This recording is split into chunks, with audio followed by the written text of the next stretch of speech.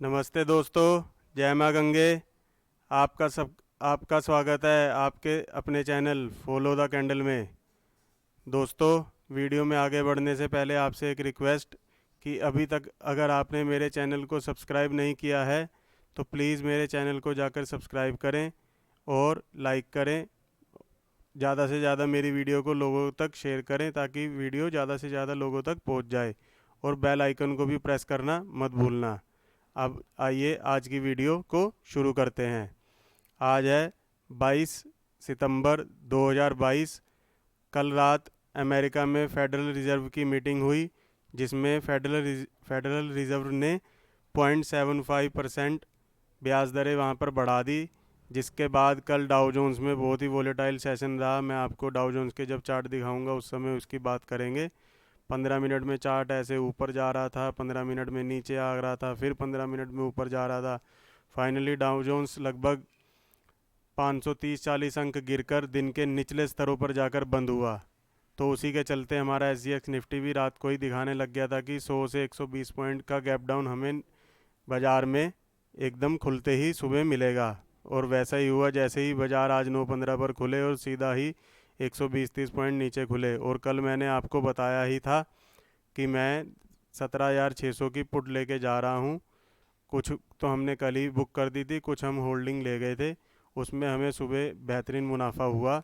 और बाकी बाज़ार में आज क्या हुआ अब मैं आपको आगे विस्तार से बताता हूँ। आज बाज़ार गैप डाउन ओपन हुआ और अपना 17,609 के आसपास ओपन हुआ। 17,532 इसने एक आज लो लगाया।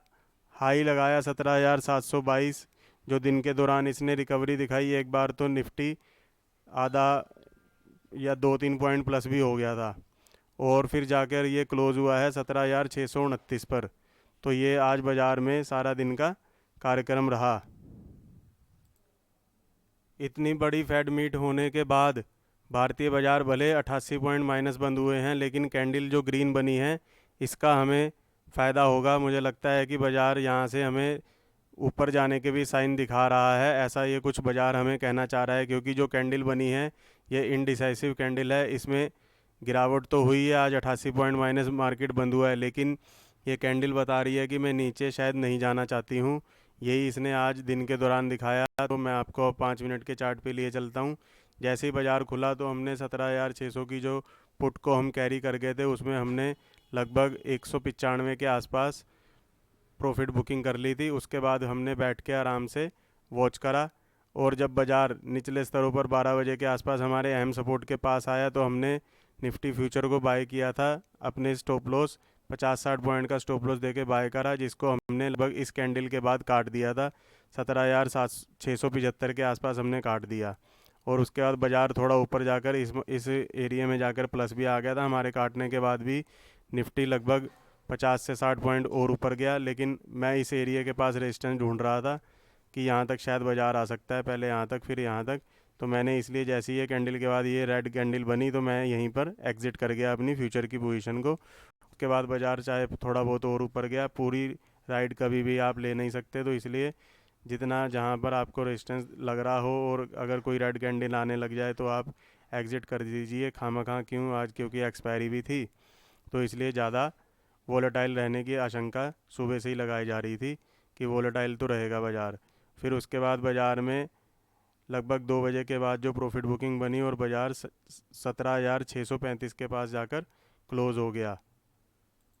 तो आपको बाज़ार में ये ध्यान रखना चाहिए कि जब भी कभी निफ्टी या कोई भी स्टॉक अगर अपने अहम सपोर्ट के पास आकर ग्रीन कैंडल बनाने लगता है, अब यहाँ देखिए आप, इसने रिजेक्शन दी थी इस कैंडल पर, नीचे गया था लेकिन कैंडल की बॉडी जो बाकी ऊपर आई है 17,546 से, इसने इस कैंडल को रिजेक्शन दिया और ऊपर ही बॉडी बंद हुई। यहीं पे थोड़ा सा साइन लगा था कि आपको फ्यूचर या कॉल बाय करनी चाहिए। हमने क्योंकि आज एक्सपायरी थी, कॉल पुट में लॉस हो सकता था, इसलिए हमने फ्यूचर ही प्लस करना सही समझा।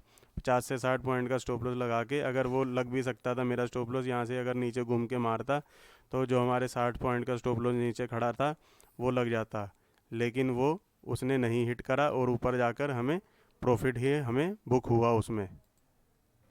अब आइए एक बार डेली चार्ट पर चल के कहते हैं कि अब आने वाले दिन के लिए, कल शुक्रवार है, वीकली क्लोजिंग है, कल क्या लग रहा है। देखिए, जैसे मैंने अभी आपको बताया कि मार्केट जिस हिसाब से ये ग्रीन कैंडल बना के गया है, उससे कुछ इशारा यही लगता है कि शायद बाज़ार यहाँ से उठने की कोशिश करना चाहता है। बाकी आज शाम को एफआई की बाइंग वगैरह देखकर, थोड़ा सा डेटा शाम को देखकर पता लग जाएगा कि क्या होने वाला है। लेकिन अगर हम फॉलो द कैंडल, जैसा कि मैं कहता हूँ कि कैंडल को फॉलो करो, उस हिसाब से लग ये रहा है कि अभी ये जो ग्रीन कैंडल है, इसने किसी रेड कैंडल के ऊपर तो क्लोजिंग दी नहीं है, तो अभी भी बाज़ार पर रेजिस्टेंस है 17,760 के आसपास। इस एरिए में बाज़ार को रेजिस्टेंस है, और वीकली लेवल का रेजिस्टेंस 17,900 पर, 17,900, हाँ 17,900 पर एक वीकली रेजिस्टेंस है। तो कल अगर बाज़ार 17,900 के ऊपर आकर क्लोजिंग देता है, तब तो आप फुल फ्लैश तेज़ी में जा सकते हैं। तब बाज़ार उस हालत में 18,100 और 18,100 के ऊपर भी जाने के लिए दमखम दिखाएगा। और नहीं तो पहले बाज़ार को रेजिस्टेंस है जो 17,750, 750, 760 के एरिया में। और कहीं बाज़ार ने अगर कल 17,546 के नीचे आधा घंटा बिता के नीचे की तरफ चलना शुरू हुआ, तो बाज़ार 17,200 तक भी जाता हुआ दिखाई दे सकता है। तो अभी आज इस कैंडल से थोड़ा सा संशय है, तो आज हम इतना कुछ निफ्टी और बैंक निफ्टी में कोई कैरी फॉरवर्ड नहीं करके गए हैं। अब आपको लिए दिखाता हूँ बैंक निफ्टी के चार्ट।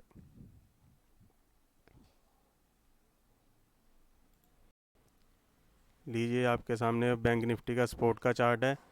बैंक निफ्टी भी आज 572 पॉइंट माइनस बंद हुई, 1.5% के लगभग बैंक निफ्टी आज नीचे गिरकर क्लोज हुई। निफ्टी के क्लोज का लेवल है 40,630। इसने लो जो लगाया था वो लगाया था 40,360, हाई लगाया था 41,160, और ओपन हुआ था 40,890 पर। बैंक निफ्टी भी नीचे की तरफ ही रही, और हमारे सपोर्ट एरिया जो इस ग्रीन कैंडल से इसे सपोर्ट का एरिया मिल रहा है, उसको नीचे की तरफ नहीं काटा और छुआ भी नहीं, लगभग उसके आसपास ही टच करके, और ऊपर की तरफ थोड़ा लास्ट के क्षणों में कवरिंग आकर बैंक निफ्टी क्लोज हो गई है। क्योंकि कल मैं निफ्टी की पुट लेके गया था, तो आज हमने कोई 5 मिनट में कोई ट्रेड भी नहीं करा, जो मैं सुबह वाला ट्रेड बताता हूँ। हालांकि अगर आपने किया होगा सुबह 5 मिनट की कैंडल के ऊपर और नीचे ये लाइन लगा के किया होगा, तो अब आपको ऊपर जो रेजिस्टेंस लाइन थी वहाँ तक तो खेलने का मौका मिल ही गया होगा। लेकिन मैं समझता हूँ कि ये इतना आसान नहीं होता, क्योंकि थोड़ा सा ऊपर जाके आपके इसमें स्टॉप लॉस ही लगे होंगे। हमने तो इसलिए ट्रेड नहीं किया क्योंकि हमारे पास निफ्टी की 17,600 की पुटें पहले से ही कैरी फॉरवर्ड पड़ी थी। हाँ, लेकिन इस सपोर्ट के पास आकर अगर आप देखते कि इसने एक हैमर टाइप कैंडल बनाया है, तो जैसे ही इस रेड कैंडल के ऊपर बाज़ार निकला, मैं इस कैंडल की बात कर रहा हूँ, इसकी, जैसे ही इस रेड कैंडल के ऊपर बाज़ार निकला, तब आप इस ग्रीन कैंडल के बनने के बाद आप बैंक निफ्टी को बाय कर सकते थे। तब आपको इसमें ये टारगेट मिल जाते 40,856 के, और आप लगभग बाय करते 40,542 पर। लगभग 300 पॉइंट का आपको एक अच्छा मूव देखने के लिए मिल सकता था। उसके बाद ये नहीं है कि आप इसको भी डाउन ट्रेंड में खेलें, नहीं, इतने मूव हर कोई नहीं खेल पाता है और ना ही खेलने चाहिए। एक तरफ की जो मूव समझ में आए, उसके बाद आपको चुपचाप बैठकर देखना चाहिए कि आगे क्या खेल चल रहा है बाज़ार में, उसके ऊपर ध्यान रखना चाहिए। आइए अब एक बार डेली चार्ट पर नज़र डालते हैं कि अब डेली चार्ट में क्या लग रहा है। जैसा कि मैंने अभी आपको बताया कि इसमें 41,162 के ऊपर अब एक रेजिस्टेंस है, 41,162 के पास एक रेजिस्टेंस है, और 40,288 के पास एक सपोर्ट है। इसके नीचे जाने पर ही अब आप पुट की पोजीशन में आ सकते हो, तब आपको 39,536 के लेवल देखने के लिए मिल जाएंगे। और जैसा कि निफ्टी थोड़ा सा ग्रीन कैंडल में होकर बन गई है, और कल अगर निफ्टी बैंक निफ्टी ऊपर की तरफ भागे, तब आप 41,161 के ऊपर कॉल लेके जा सकते हो। कल फ्राइडे है, कल की कैंडल अहम बनती है, तो फ्राइडे का सेशन देखते हैं कि कल कैसा होता है। फ़िलहाल ये मेरा निफ्टी पर व्यू है कि 41,162 के ऊपर ही आप किसी कॉल को बाय करने की चेष्टा करेंगे। हाँ, सुबह 5 मिनट वाला तो आप ट्रेड कर ही सकते हैं। जैसे ही 5 मिनट की कोई कैंडल बने, जैसे कोई ऐसे 5 मिनट की कैंडल अगर बनती है, उसके बाद आप उस 5 मिनट की कैंडल के ऊपर और नीचे लाइन खींचकर ट्रेड कर सकते हैं, जैसा कि मैं आपको हर बार बताता रहता हूँ। तो उस हिसाब से आप ट्रेड कर सकते हो इंट्राडे वाला। आइए एक बार अब डाउ जोन्स के चार्ट पर भी नज़र डाल लेते हैं कि कल डाउ जोन्स ने क्या किया था। इस समय डाउ जोन्स के जो फीचर चल रहे हैं 110 पॉइंट ऊपर चल रहे हैं, इसलिए भी मैं निफ्टी या बैंक निफ्टी पर कोई पोजीशन नहीं बनाकर आया हूँ। हाँ, फ्यूचर में हमारी कुछ पोजीशन है, उसके बारे में मैं अभी आपको आगे बताता हूँ। ये देखिए, कल ये डाउ जोन्स की कैंडल जो बनी है, बाज़ार पहले तो ऊपर चल रहा था जब तक फेडरल रिजर्व का फैसला नहीं आया था। उससे पहले डाउ जोन्स लगभग 160-70 पॉइंट प्लस चल रहा था। उसके बाद जैसे ही उसका फैसला आया, उन्होंने ब्याज दरें बढ़ाई 0.75%। उसके बाद डाउ जोन्स का जो चार्ट था नीचे की तरफ गया और हमारी सपोर्ट लाइन के आसपास देखिए बिल्कुल आ गया है। 522 पॉइंटों के अंकों के नुकसान के साथ कल डाउ जोन्स बंद हुआ है। 1.7%, लगभग 0.25% के आसपास डाउ जोन कल क्लोज हुआ है। डाउ जोन्स का मैं आपको कल का एक बार 15 मिनट का चार्ट दिखाना चाहूँगा कि देखिए कितनी वाइल्ड कैंडल आई थी कल। देखिए लगभग 7 बजे के आसपास ये डाउ जोन्स ओपन हुआ था। उसके बाद नीचे यहाँ एक छोटा सी रैली ऊपर गई, फिर नीचे आया। नीचे जाने के बाद यहाँ देखिए इस जगह की मैं बात कर रहा हूँ, प्लस चल रहा था लगभग। और यहाँ देखिए कितने वाइल्ड मूव आए, मैं खुद लाइव देख रहा था। तो भाई साहब इतने वाइल्ड मूव आए कि 15 मिनट की कैंडल में 1.5% की कैंडल बनी और 435 अंक डाउ जोन्स नीचे गिर गया। उसके बाद अगली कैंडल में 74 पॉइंट प्लस हुआ और उसकी अगली कैंडल में जस्ट 12 बजे के पास, रात 12 बजे 423 पॉइंट फिर से 1.5% ऊपर भाग गया। देखिए किस तरीके की वॉलेटिलिटी कल डाउ जोन्स में हुई। और उसके बाद जो प्रॉफिट बुकिंग वहाँ से बनी, क्योंकि उन्होंने 2023 तक भी उन्होंने बोला है कि 2 बार आगे की जो उनकी पॉलिसी होगी उसमें भी वो आधा आधा परसेंट रेट कट काटेंगे। तो उससे बाज़ार को अच्छा नहीं लगा, तो बाज़ार में प्रॉफिट बुकिंग आई और दिन के निचले स्तरों पर जाकर एक एक 15 मिनट की कैंडल देखिए कितनी वाइल्ड मूव है। और दिन के निचले स्तरों पर जाकर बंद हुआ। देखिए 278 पॉइंट की ये भी कैंडल है, 193 पॉइंट की ये भी कैंडल है और ये 108 पॉइंट की। तो देखिए इस तरीके के भयंकर वाइल्ड मूव के साथ डाउ जोन्स की कल कैंडलें बन रही थी। और बहुत ही बड़ा गैप, बहुत ही बड़ी कैंडल कल डाउ जोन्स में बनी है। इसको क्रॉस करना जल्दी से आसान नहीं होगा, लेकिन जिस तरीके से अभी आज 114 पॉइंट प्लस दिखा रहा है, तो थोड़ा बहुत यहाँ एक ग्रीन कैंडल बनाने की आज कोशिश कर सकता है। डाउ जोन्स अब अपने सपोर्ट एरिया के पास है 30,074 और 29,653, ये इसके सपोर्ट एरिया हैं। 30,074 पे मुझे लगता है कि 1-2 दिन अभी टेस्ट करेगा, उसके बाद ही इसे ब्रेक डाउन करेगा, या फिर 30,737 के ऊपर की तरफ ब्रेक आउट ऊपर की तरफ भी कर सकता है। लेकिन अभी 2-3 दिन इसे यहाँ सांस लेनी पड़ेगी, एकदम से ऊपर की तरफ ये नहीं जा सकता, इतनी जान इसमें मुझे नहीं लगता है। बाकी आज देखते हैं कि क्या होता है। बाकी फ्यूचर के 2 चार्ट मैं आज आपको दिखाना चाहूँगा, जिसकी पोजीशन हम आज लेकर गए हैं। प्लस में ही हम इसमें करके गए हैं ग्रैनुअल्स। ग्रैनुअल्स का जो है एक 321 का एरिया, 321 रुपये 60 पैसे का एरिया बहुत टाइम से क्रॉस नहीं हो रहा था। देखिए एक कैंडल ऊपर गई, फिर कोई रिजेक्शन आ रहा था बार बार, यहाँ पे इसे क्लोजिंग नहीं मिल रही थी। इस एरिया में एक क्लोजिंग आई थी, उसके बाद इसे ये फिर नीचे ही चल रहा था। यहाँ 2-3 दिन पहले भी ऊपर की तरफ गया, फिर एक रेड कैंडल आ गई, कल एक ग्रीन कैंडल बनी थी और आज इतनी गिरती मार्केट में ये 3-3.5% प्लस बंद हुआ है। 322 रुपये के आसपास हमारी इसमें खरीद बाइंग की पोजीशन बनी है। और 327, ये मैंने लाइन इसलिए खींची थी क्योंकि यहाँ से एक बार रिजेक्शन आया था, तो ये भी एक अहम सतर है। लेकिन 321.60 के ऊपर ये क्लोजिंग दे रहा था, तो हम इसको कैरी फॉरवर्ड कर गए हैं। और 320 की जो कॉल है उसमें मुझे लगता है कि कॉल राइटर शॉर्ट करके उसे फंस चुके हैं, जो कि कल अगर ये आधा घंटा ऊपर की तरफ चला तो शॉर्ट कॉल जो शॉर्ट करके गए हैं वही शॉर्ट कवरिंग लाएंगे और इसको 335, 330, 335, 340 तक भी लेके जा सकते हैं। 3% की अगर आज कैंडल आई है तो कल भी 3 से 5% की कैंडल बनने के आसार होते हैं। तो इसलिए हम ग्रैनुअल्स को बाय करके गए हैं। दूसरा मेरा जो स्टॉक है वो है जुबलियन फूड। ये आ गया आपके सामने जुबलियन फूड। जुबलियन फूड का आप डेली चार्ट देखिए, ये इसको भी एक 616 रुपये 30 पैसे के पास एक हर्डल बन रहा था। हर बार ऊपर जाता है, वहीं से रिजेक्शन आ जाता है। ये देखिए अगस्त से काम कर रहा है इसी इसी एरिया के पास जाकर, ये नीचे ऊपर करता रहता है। और इस 12 सितंबर को भी देखिए इसने एक ग्रीन कैंडल ऊपर दी, फिर एक रेड आई, फिर नीचे गैप डाउन ओपन हुआ, फिर लेकिन इसी इसी एरिया के पास से सपोर्ट मिला, ऊपर गया। अब लास्ट 3 दिनों से यहाँ से फिर से इसे रिजेक्शन देने की किसी ने कोशिश करी, लेकिन वो कामयाब नहीं हो पा रहे। नीचे क्लोजिंग आई अगले दिन, फिर 21-20 सितंबर को फिर से ग्रीन कैंडल बनी और इस एरिया के ऊपर ही क्लोज हुई।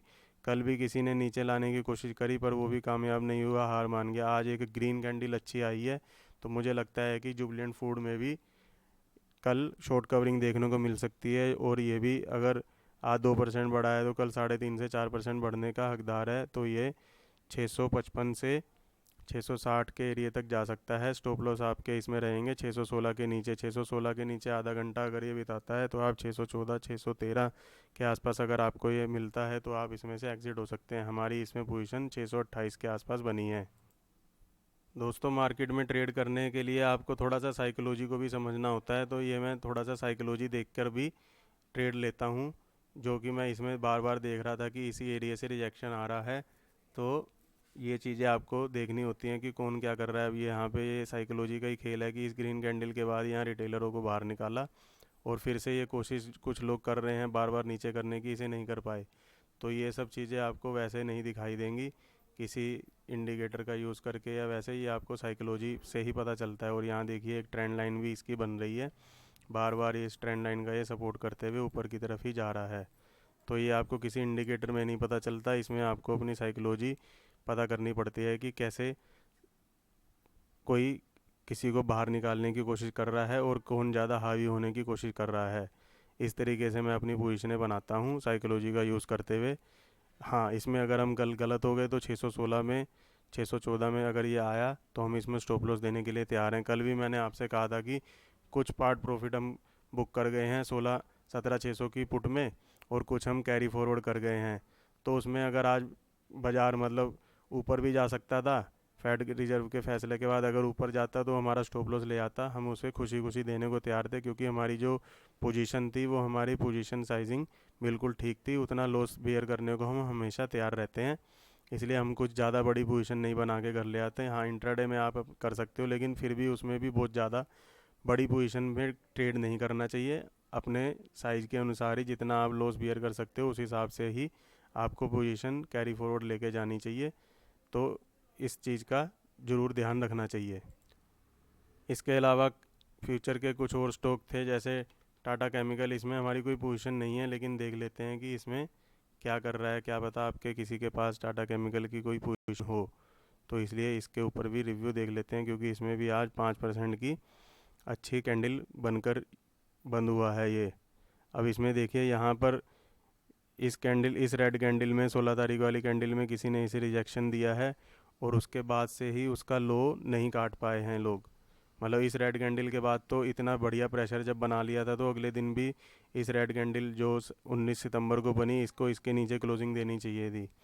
रेड कैंडल तो बनी, रेड कैंडल कल भी बनी, लेकिन इसका लो नहीं काट पाई। ये देखिए मैं आपको लाइन ड्रॉ करके बताता हूँ। और आज जैसे ही उन्हें मौका मिला इतनी वीक मार्केट में वो इसको उठा के ले गए, और दिन के एंड पे जाकर इसने बंद किया है।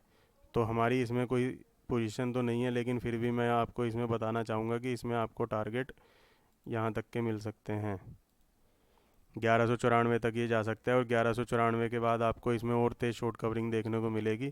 तो अगर किसी के पास है तो वो इसमें बने रह सकते हैं, और अगर किसी ने फ्यूचर में नहीं करना है तो 1160 की कॉल भी इसमें लेके कल काम कर सकते हो। इसमें भी मुझे को लगता है कि शॉर्ट कवरिंग के साइन पूरे तैयार हैं, बन बन सकती है इसमें भी शॉर्ट कवरिंग। देखिए 3-4 दिनों से जो वॉल्यूम श्रिंक हो रहा था, आज वॉल्यूम भी थोड़ा इसमें ज़्यादा है। और इसने अपना एक रिसेंट स्विंग हाई भी जो था वो भी ब्रेक किया है। जैसे अगर हम यहाँ से इसको देखें तो इसको मैं आपको दिखा रहा हूँ, ये देखिए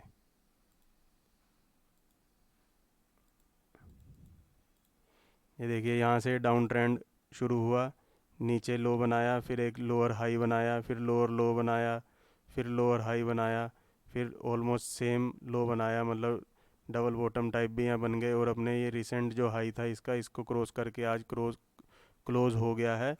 तो ये इसके अच्छे साइन है, इसके मजबूती के साइन है। तो टाटा केमिकल को भी कल आप ट्रेड कर सकते हो। टाटा केमिकल के ऊपर मेरा बुलिश व्यू है। वीडियो थोड़ी ज़्यादा लंबी हो गई है आज, क्योंकि कल एक बड़ा इवेंट था, इसलिए थोड़ा सा आज मैंने ज़्यादा इसके ऊपर आपको चार्ट के ऊपर थोड़ा ज़्यादा बताया। और एक चार्ट और भी है सन टीवी का, उसका मैं आपको चार्ट नहीं दिखाऊंगा क्योंकि वीडियो बहुत ही ज़्यादा लंबी हो जाएगी। तो इसलिए सन टीवी भी अगर किसी के पास है और 524 के ऊपर अगर वो कल चलता है तो उसकी भी आप 520 की ही कॉल लेकर आप उसमें ट्रेड कर सकते हो। जितने की कल उसका प्रीमियम होगा उसका लगभग 40% का आप स्टॉप लॉस रख के आप उसमें ट्रेड करना। और अगर ऊपर की तरफ चलता रहा तो आपको दिन के एंड तक उसमें फिर से रिव्यू करना चाहिए। अगर उसमें अच्छी कैंडल कल ग्रीन बनती है तो आप उसको कैरी करके भी ले आ सकते हो। मतलब सन टीवी के ऊपर भी मेरा थोड़ा सा बुलिश व्यू है। और और ये था मेरा आज का विश्लेषण। इसी के साथ आज की वीडियो को मैं समाप्त करना चाहूँगा।